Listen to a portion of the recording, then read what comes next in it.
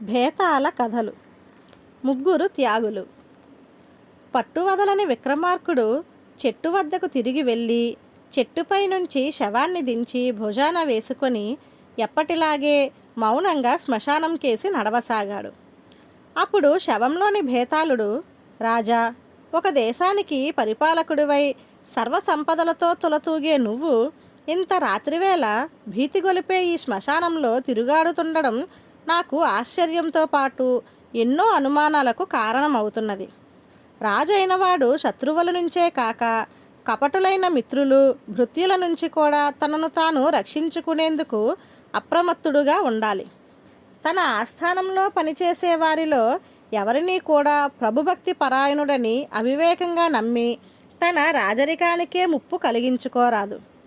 రాజనీతి విషయంలో ఈ ప్రధాన సూత్రాన్ని విస్మరించి తన ఆస్థాన గూఢాచారి కోసం తన ప్రాణాన్నే పణంగా పెట్టబోయిన రాజు చంద్రసేనుడి కథ చెబుతాను, శ్రమ తెలియకుండా విను అంటూ ఇలా చెప్పసాగాడు. పూర్వం శరశ్చంద్రిక రాజ్యం రాజు చంద్రసేనుడి దగ్గర శివదత్తుడనే యువకుడు గూఢాచారిగా ఉండేవాడు. అతడు రాజు పట్ల అచంచలమైన ప్రభుభక్తి కలవాడు. అప్పచెప్పిన పనిని సాధించడంలో తన ప్రాణాన్ని సైతం లెక్క చేయని శివదత్తుడంటే రాజుకు ప్రత్యేకమైన అభిమానం. శరశ్చంద్రిక రాజ్యానికి పొరుగు రాజ్యమైన మణిపుర రాజు ప్రచండుడు. కొంతకాలంగా శరశ్చంద్రిక రాజ్యాన్ని ఆక్రమించాలనే ఆలోచనలో ఉన్నాడు. ఈ సంగతి చంద్రసేనుడికి తెలిసింది. శత్రువు తమ మీద దాడి చేసే లోపలే తామే హఠాత్తుగా శత్రువు మీద దాడి చేయాలన్న ఆలోచన కలిగింది. ప్రచండుడి సైనిక వివరాలు, అతడి కోటలో ప్రవేశానికి ఏ మార్గం సుగమమో తెలుసుకోవడానికి ఆయన శివదత్తుణ్ణి నియమించాడు. శివదత్తుడు ఒక సామాన్య పౌరుడి వేషంలో బయలుదేరి రహస్యంగా మణిపుర రాజ్యంలో ప్రవేశించాడు. అతడు చాలా చాకచక్యంతో మణిపుర సైనిక బలం గురించి, కోట లోటుపాట్ల గురించి తెలుసుకున్నాడు. అతడు తను తెలుసుకున్న సంగతులు సాధ్యమైనంత త్వరగా చంద్రసేనుడికి చెప్పాలన్న ఉత్సాహం కొద్దీ అరణ్యం గుండా అడ్డదారి వెంట శరశ్చంద్రిక రాజధానికి బయలుదేరాడు. శివదత్తుడికి హఠాత్తుగా దారి పక్కన ఉన్న ఒక చెట్టు బోదెకు చేరగిలపడి కునికిపాట్లు పడుతున్న రాక్షసుడొకడు కనిపించాడు. అతన్ని చూసి నివ్వెరపోయిన శివదత్తుడు వేగంగా ముందుకు పరుగెత్తబోయేంతలో రాక్షసుడు కళ్ళు తెరిచి, ఆగు, నా నుంచి నువ్వు తప్పించుకొని పారిపోలేవు. ఈ ఉదయాన్నే ఈ అరణ్య ప్రాంతానికి వచ్చిన నాకు దొరికిన మొట్టమొదటి మనిషివి నువ్వు అంటూ లేచి వచ్చి శివదత్తుణ్ణి ఎడమచేత్తో పట్టుకొని పైకెత్తాడు. శివదత్తుడు వణికిపోతూ, రాక్షస, ఒక్క క్షణం ఆగి నేను చెప్పబోయేది విను. నా పేరు శివదత్తుడు. చంద్రసేనుడనే మహారాజు వద్ద గూఢచారిగా పనిచేస్తున్నాను. శత్రురాజుకు సంబంధించిన ఒక ముఖ్యమైన సమాచారాన్ని సేకరించాను. అది మహారాజుకు త్వరగా అందజేయాలి. ఆ తరువాత తిరిగి వచ్చి నీకు ఆహారం అవుతాను అన్నాడు.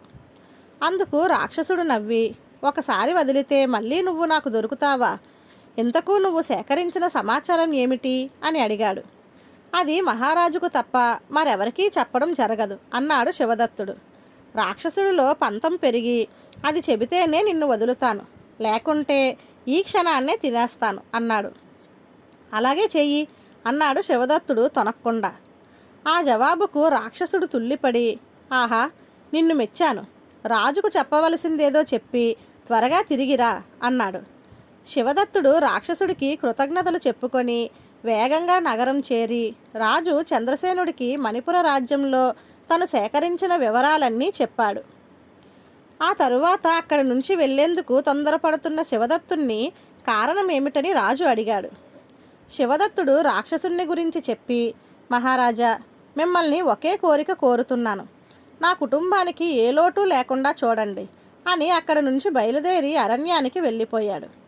శివదత్తుడి సత్యవ్రతానికి, ప్రభుభక్తికి పులకించిపోయిన చంద్రసేనుడు మంత్రులకు రాజ్యానికి సంబంధించిన కొన్ని ముఖ్య విషయాలు చెప్పి శివదత్తుడికి తెలియకుండా అతన్ని అనుసరించి అరణ్యం చేరాడు.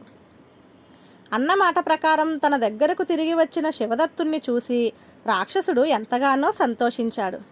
అయితే అంతలో రాజు చంద్రసేనుడి రాక్షసుడి ముందుకు వచ్చి, రాక్షసోత్తమ, శివదత్తుడి సత్యదీక్ష చూశావు కదా, అతను నా పని మీద ఉండగా నీ కంటబడ్డాడు. అందువల్ల అతన్ని కాపాడుకోవలసిన బాధ్యత నాకుంది. దయచేసి అతన్ని వదిలేయి, నన్ను ఆహారంగా స్వీకరించు అన్నాడు. అది విన్న శివదత్తుడు, మహారాజా, నా బోటివాడు మరణిస్తే నా కుటుంబానికి తప్ప మరెవరికీ నష్టం కలగదు. మీరు మరణిస్తే రాజ్యమే అల్లకల్లోలం అవుతుంది అని రాక్షసుడికేసి తిరిగి, నువ్వు నన్ను చంపి తినడమే న్యాయం అన్నాడు. దానికి రాజు, శివదత్త, రాజ్యం గురించి ఏమీ భయం లేదు. నువ్వు రాజధాని చేరగానే మంత్రులు నిన్ను రాజుగా అభిషేకించే ఏర్పాట్లు చేసి వచ్చాను. నీ వంటివాడి పాలనలో ప్రజలు మరింత సుఖపడతారు అన్నాడు. వాళ్ళ సంవాదం వింటున్న రాక్షసుడికి గొప్ప ముచ్చట వేసింది. అతడు, ఇంతవరకు నన్ను చూసి భయంతో పారిపోయిన వాళ్ళనే చూశాను కానీ చావడానికి పోటీ పడే వాళ్ళను చూడలేదు. అయితే ఒక సంగతి, నేను మీ ఇద్దరిని చంపి తింటానేమో అన్న అనుమానం మీకు కలగలేదా అని అడిగాడు. అందుకు రాజు చిన్నగా నవ్వి, నువ్వు శివదత్తుణ్ణి చంపక వదిలినప్పుడే నీలో యుక్తాయుక్త విచక్షణ ఉన్న విషయం గ్రహించాను. అందువల్లనే నేను నీ ముందుకు ఒంటరిగా వచ్చాను. అలా కానప్పుడు సైన్యంతో వచ్చి నీతో యుద్ధానికి పూనుకునేవాడిని అన్నాడు. ఇందుకు రాక్షసుడు రాజుని మెచ్చుకొని, సరే, ఇంతకు నేను మీలో ఎవరిని చంపి తినాలో తేల్చండి, నాకు చాలా ఆకలిగా ఉంది అన్నాడు.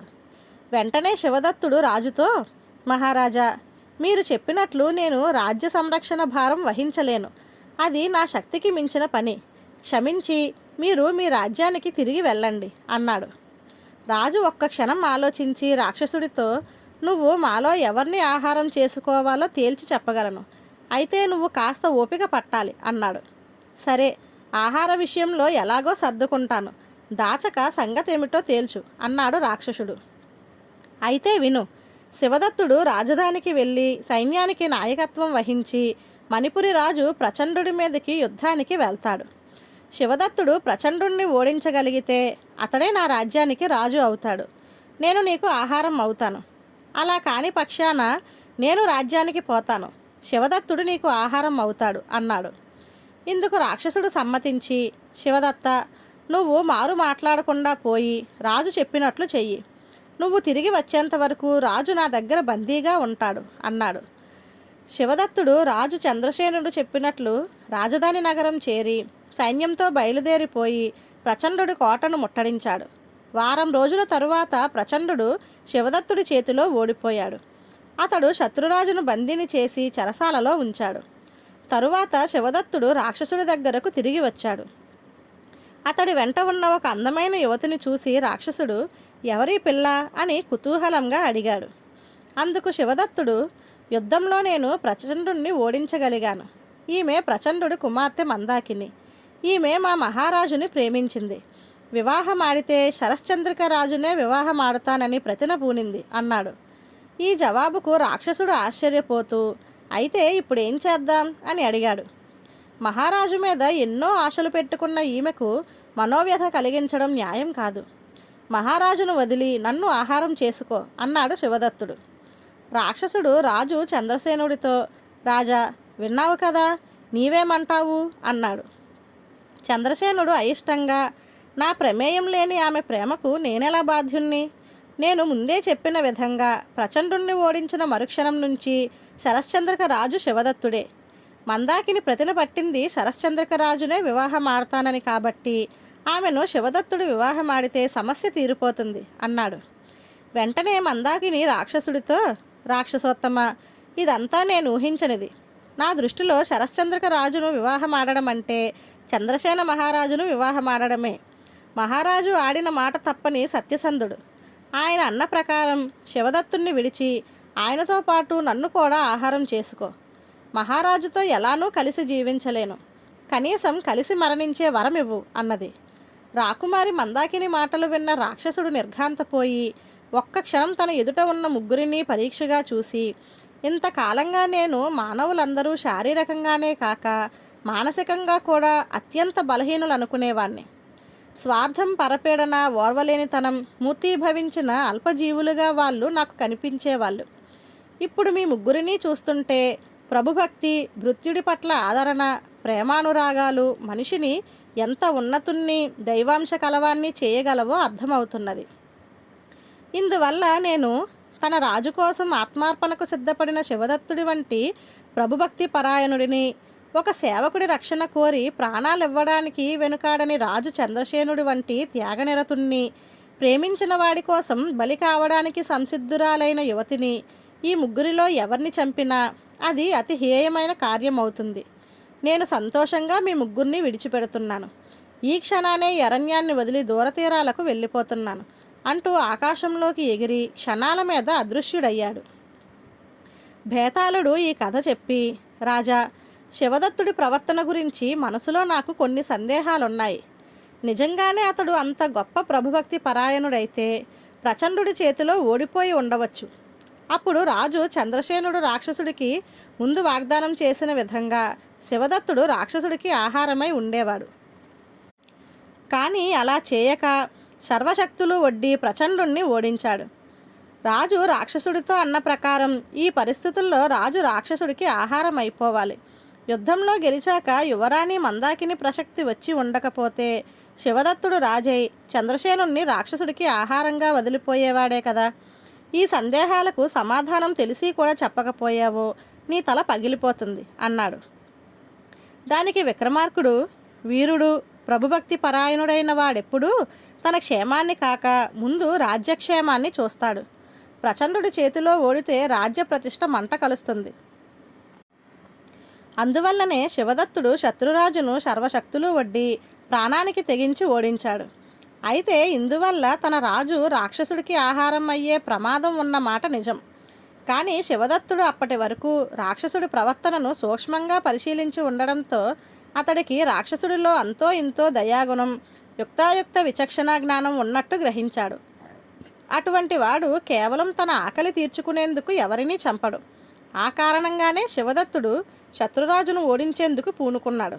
ఇవన్నీ పరిగణనలోకి తీసుకున్నప్పుడు రాజు చంద్రసేనుడు తన భృత్యుడి ప్రభుభక్తి విషయంలో ఏమాత్రం పొరపాటు చేయలేదని రుజువవుతున్నది అన్నాడు. రాజుకు ఈ విధంగా మౌనభంగం కలగగానే భేతాళుడు శవంతో సహా మాయమై తిరిగి చెట్టెక్కాడు. ధన్యవాదాలు.